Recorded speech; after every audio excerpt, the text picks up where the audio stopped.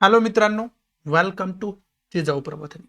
आज आपण 27 जून 2022चा लोकसत्ता बघतोय आणि लोकसत्ताला जो स्पर्धा परीक्षा दृष्टीतून महत्त्वाचा मजकूर असतो तो आपण सखोलात या डिस्कशनमध्ये डिस्कस करण्याचा प्रयत्न करत असतो. आणि त्या प्रत्येक मजकुरामधून एक्झामच्या दृष्टीतून आपल्याला काय काय की पॉईंट्स घेता येत आहेत ते आपण खरं तर डिस्कस करण्याचा प्रयत्न करत असतोय.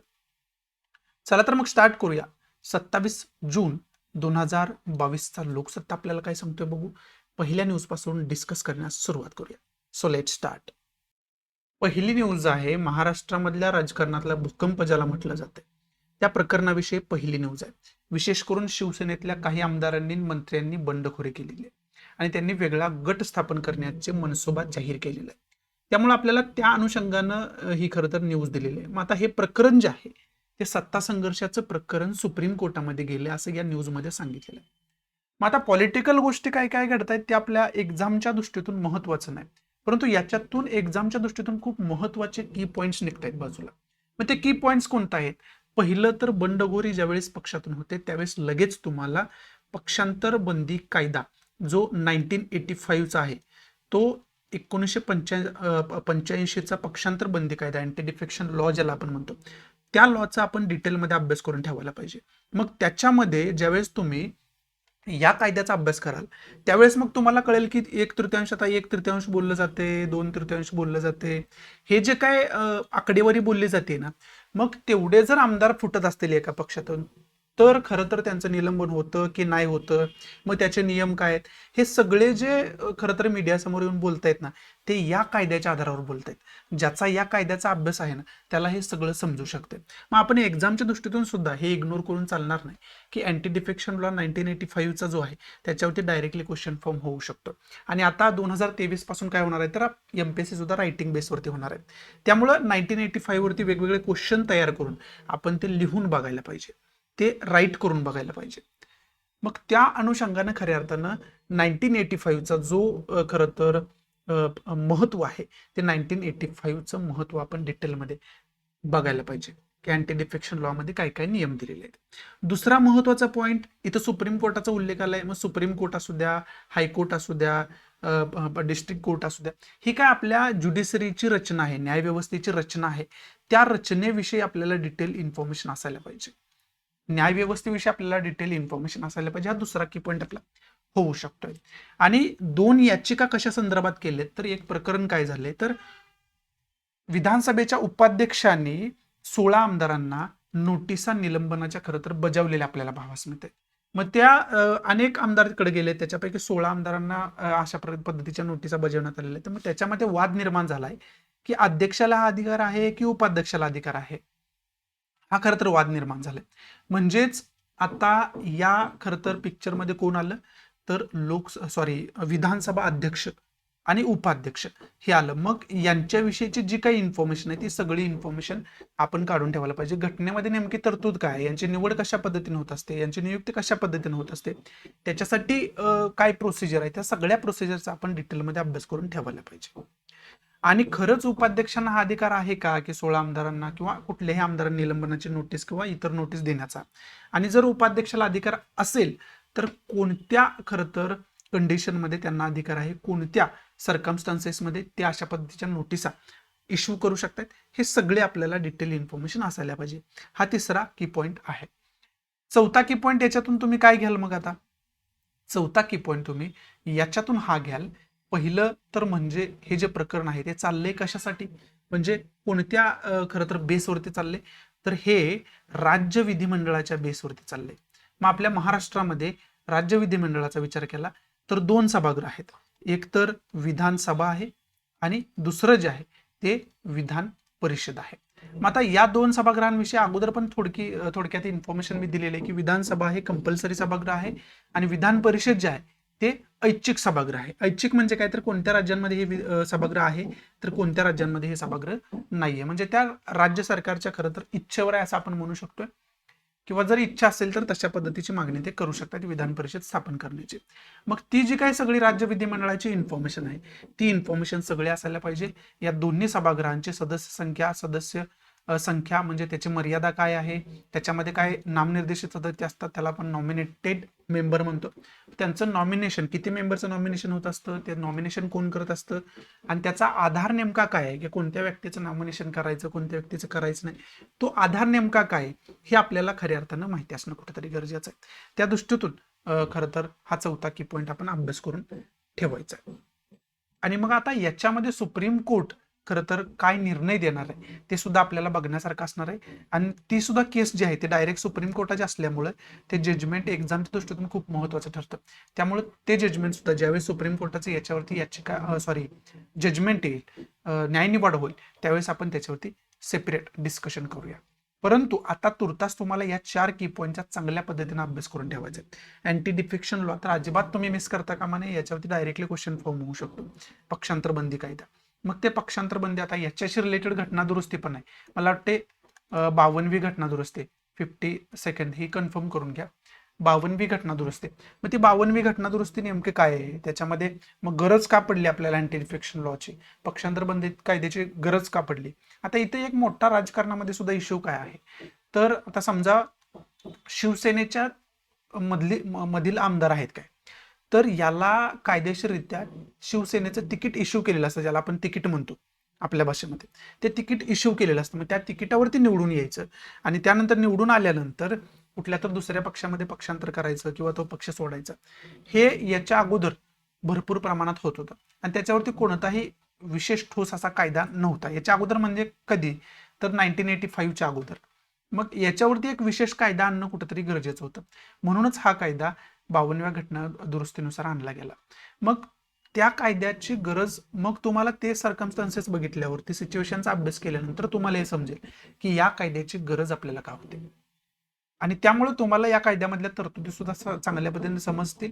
कारण जर सिच्युएशन समजली तर तुम्हाला समजेल की याच्यामधल्या तरतुदी ह्या गरजेपोटी आलेल्या आहेत, त्यावेळेस जी गरज पडली तशा तरतुदी याच्यामध्ये करण्यात आलेल्या आहेत. त्यामुळे तुम्हाला ती बेस समजला तर तुम्हाला याच्यातल्या तरतुदी चांगल्या पद्धतीने लक्षात राहतील. त्यामुळं तुम्हाला चांगल्या पद्धतीने याचा अभ्यास करणं कुठेतरी गरजेचं आहे.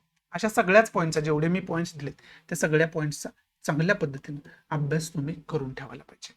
बाकी याच्यामध्ये इम्पॉर्टंट असं काही नाहीये. त्यामुळे पुढची महत्वाची न्यूज कोणती बघूयात आपण. पुढची न्यूज आहे ते विशेष करून 2 प्रकारच्या न्यूज एकामध्येच मर्ज केलेले आहे. त्याच्यामध्ये काय झालं तर मन की बात मध्ये पंतप्रधान आपले बोलत होते, त्यावेळेस त्यांनी 1975 या खरं तर कालावधीचा उल्लेख केला. आणि त्यावेळेस मग आणीबाणीची सिच्युएशन होती, लोकशाहीमध्ये लोकांनी हुकुमशाही बघितली आणि त्याचा खरं तर पराभव केला, अशा पद्धतीचे उद्गार त्यांनी त्या मन की बात मध्ये काढलेले आपल्याला पाहावयास मिळाले. मग आपल्याला 1975 मध्ये जी काय आणीबाणी लावली होती ना, त्याचा एक पोस्ट इंडिपेंडन्स इरा म्हणून आपल्याला, आता स्वातंत्र्योत्तर भारताचा पण इतिहास आहे, मग स्वातंत्र्योत्तर भारताचा इतिहास आपल्याला माहिती असणं कुठेतरी गरजेचं आहे. आणि त्याच्यातली ही सगळ्यात महत्वाची गोष्ट आहे 1975 पासूनचा कालावधी 2-3 वर्षाचा. मग तो कालावधी आपण डिटेलमध्ये अभ्यास करून ठेवायला पाहिजे. हा पहिला की पॉईंट आहे. दुसरा की पॉईंट काय तर इथं बोललं जाते आणीबाणी म्हणजे एमर्जन्सी विषयी.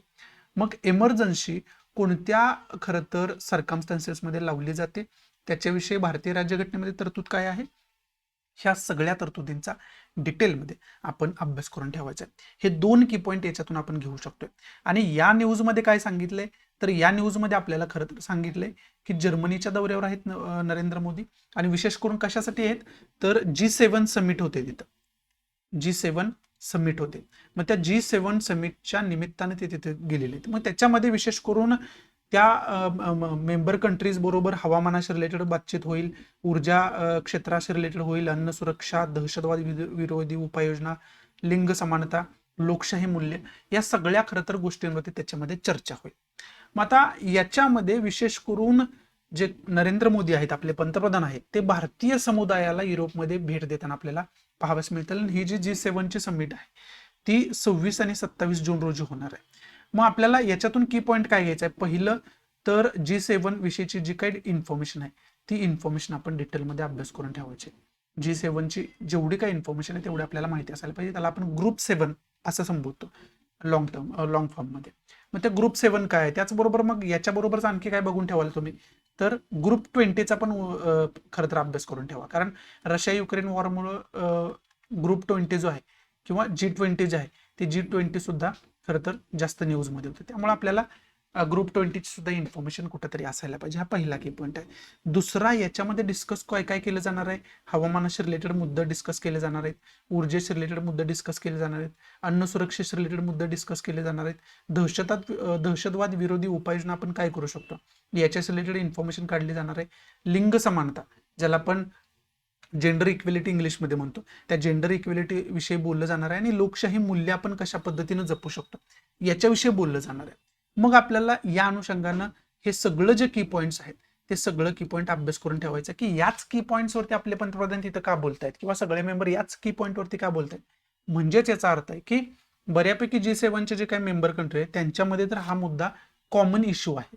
मग ज्यावेळेस कॉमन इश्यू सगळ्या कंट्रींचा असतो त्यावेळेसच खरं तर ते मुद्दे अशा प्रकारच्या ग्रुपमध्ये खरं तर उचलले जातात. मग ते मुद्दे आपण चांगल्या पद्धतीने अभ्यास करून ठेवायला पाहिजे. हे दोघांसाठी इम्पॉर्टंट आहे, एमपीएससी आणि युपीएससी साठी. कारण एमपीएससी आता 2023 पासून जसं की मी सांगितलं डिस्क्रिप्टिव्ह होणार आहे, त्यामुळे हे तुम्हाला सगळं लिहावं लागणार आहे. त्यामुळे या सगळ्याचा डिटेलमध्ये अभ्यास करून तुम्ही ठेवायला पाहिजे. हे 2 की पॉईंट खऱ्या अर्थानं आपण अभ्यास करून ठेवू शकतो. आणि आता आपले पंतप्रधान जे आहेत ते विशेष करून जर्मनीच्या दौऱ्यावर आहेत. मग जर्मनीचा एक वेगळा खरं तर वर्ल्ड वॉर सेकंड रिलेटेड वेगळा इतिहास आहे. आणि विशेष करून मी कोणासंबंधी बोलतोय तुम्हाला लगेच लक्षात आलं असेल, ते म्हणजे हिटलर. मग तो हिटलरचा खरं तर वेगळा इतिहास आहे. मग त्या हिटलर विषयीची जी काही इन्फॉर्मेशन आहे तो थोडीफार इतिहास आणि विशेष करून वर्ल्ड वॉर सेकंडचं जे काही हिस्ट्री आहे त्या हिस्ट्रीचा आपण सगळा अभ्यास करून ठेवणं कुठंतरी गरजेचं आहे. त्या अनुषंगानं खरं तर ही न्यूज महत्वाची आहे. वर्ल्ड वॉर सेकंड जे आहे, वर्ल्ड वॉर फर्स्ट पेक्षा आपण वर्ल्ड वॉर सेकंड मधून जग खूप काही शिकलेलं आहे. मग ते आपल्याला वर्ल्ड वॉर सेकंड रिलेटेड असू द्या किंवा वर्ल्ड वॉर फर्स्ट, ज्यावेळेस तुम्ही वर्ल्ड हिस्ट्री वाचताय त्यावेळेस तुम्हाला हे सगळं करावंच लागणार आहे. त्यामुळं या सगळ्यांचा ज्यावेळेस तुम्ही वर्ल्ड हिस्ट्री करताय त्यावेळेस अभ्यास करा, किंवा आता न्यूजमध्ये आहे त्यामुळे आत्ताच अभ्यास करून ठेवा. दोन्हीतलं कोणतंही करा, जे तुम्हाला सुटेबल वाटते ते करा. परंतु महत्वाचा पॉईंट आहे की या सगळ्यांविषयीची इन्फॉर्मेशन तुमच्याकडे असायलाच पाहिजे. कारण डायरेक्टली क्वेश्चन याच्यावरती फॉर्म वारंवार होतात. जर प्रिव्हियस इयर क्वेश्चन पेपर बघितले तरी तुम्हाला हे समजून घेता येईल, किंवा नेक्स्ट आता ज्या कोणत्या एक्झाम तुम्ही प्रिपेअर करताय त्या एक्झामला त्यावेळेस तुम्ही ज्यावेळेस तुम्ही जाल त्यावेळेस पण तुम्हाला हे लक्षात येईल. फक्त हे पहिल्यांदाच तुम्हाला माहिती असेल तर तुम्हाला मार्क्स मिळवणं खूप सोपं होऊन जाईल. बाकी याच्यामध्ये इम्पॉर्टंट असं काय नाहीये. एडिटोरियल संपादकीय जर बघितलं तर अमेरिकेमध्ये एक कायदा जो आलाय, सुप्रीम कोर्टाचं जे काही जजमेंट आलेलं आहे त्या जजमेंटवरती आधारित हे संपादकीय लिहिलं जाईल. आता अमेरिकेमध्ये पहिल्यांदा नियम असा होता की गर्भपात करायचा की नाही हा सर्वस्वी त्या संबंधित स्त्रीचा अधिकार आहे. असा रो विरुद्ध वेड हा एक 1973चं जजमेंट होतं सुप्रीम कोर्टात. त्याला आपण जेन रो विरुद्ध हेनरी वेड असं खरं तर म्हणतो. मग ते रो विरुद्ध वेड जे जजमेंट होतं ना, त्या जजमेंटमध्ये सुप्रीम कोर्टाने 1973 मध्ये काय सांगितलं होतं, तर गर्भपात करायचा की नाही करायचा हा सर्वस्वी त्या गर्भधारण केलेल्या स्त्रीचा अधिकार असं त्याच्यामध्ये सांगण्यात आलं होतं. परंतु आता सुप्रीम कोर्टाचं जजमेंट आलेलं आहे ना, त्याच्यामध्ये सुप्रीम कोर्टानं काय म्हटलंय की अशा पद्धतीचा गर्भपात आता इथून पुढे करता येणार नाही आणि तो गर्भधारण केलेल्या स्त्रीचा सुद्धा अधिकार नाही असं त्याच्यामध्ये सांगण्यात आलं. आणि याच्या विरोधात याच्या अगोदर हे डॉक्युमेंट लीक झालं होतं. सुप्रीम कोर्टाचा निर्णय येण्याच्या अगोदरच डॉक्युमेंट तिथं लीक झालं होतं. त्यामुळे अनेक स्त्रियांनी एकत्र येऊन तिथं आंदोलनं केली होती, अनेक एनजीओनी आंदोलन केले होते. परंतु आता सुप्रीम कोर्टाचा निर्णय आलेला आहे त्यामुळे आता आंदोलन वगैरे करता येत नाही. कारण का तर सुप्रीम कोर्टाच्या विरोधात तुम्ही जाऊ शकत नाही. कारण सुप्रीम कोर्ट म्हटलेच कशासाठी, तर सर्वोच्च आहे, ते सर्वोच्च न्यायपालिका आहे. त्यामुळे सर्वोच्च न्यायालयाने ज्यावेळेस न्याय दिलाय त्यावेळेस आपल्याला त्याचा आदर करणं हे कंपल्सरी आहे.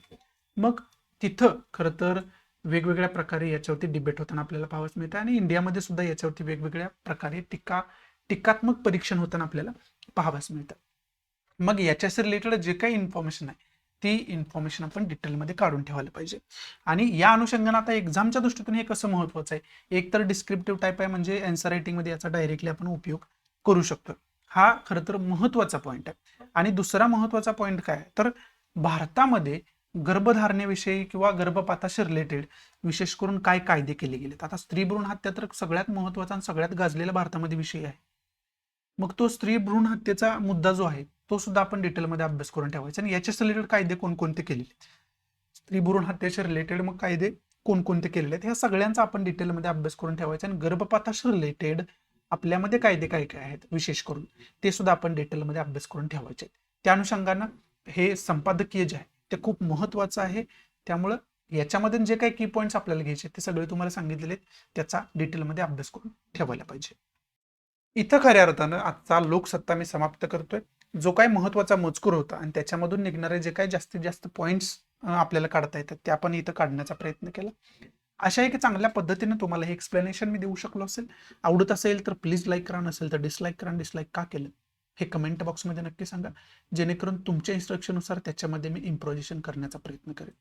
आणि जास्तीत जास्त आपल्या मराठी विद्यार्थ्यांना शेअर करा, जेणेकरून सगळ्या मराठी विद्यार्थ्यांचा फायदा होऊ शकेल. सो या ठिकाणी तुमची रजा घेतो. भेटू आपण अशाच इंटरेस्टिंग नवीन लेक्चरमध्ये. तोपर्यंत thanks for watching. Good bye. Take care. जय हिंद.